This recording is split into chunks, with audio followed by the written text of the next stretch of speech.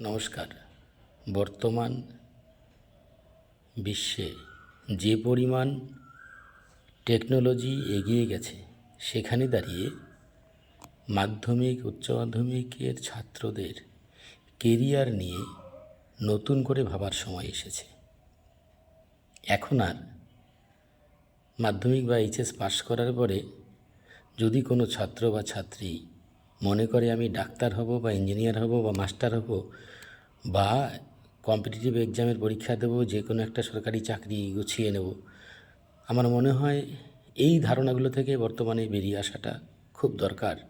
না হলে সামনে অন্ধকার যুগ তাদের জন্য।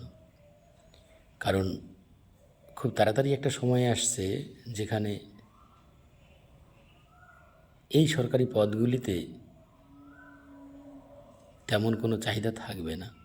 সুতরাং বিকল্প কর্মসংস্থান প্রচুর এসে গেছে। টেকনোলজির দিক থেকে, প্রযুক্তিগত দিক থেকে প্রচুর নতুন নতুন কর্মর দিগন্ত খুলছে। যদিও এখানে একটা বড় সমস্যা আমাদের সাধারণ ঘরের ছেলে মেয়েদের, যাদের প্রপার গাইড, বাবা মা সচেতন নন, সেই জায়গাটায় একটা বড় সমস্যা বর্তমান তৈরি হয়েছে। এখানে একটু ভাবার সময় এসেছে এবার থেকে। কারণ আমরা শহরকেন্দ্রিক সচেতন বাবা মায়ের সন্তানরা যেভাবে এগিয়ে যাবে, বর্তমানে কিন্তু গ্রামগঞ্জের ছেলেরা পারবে না।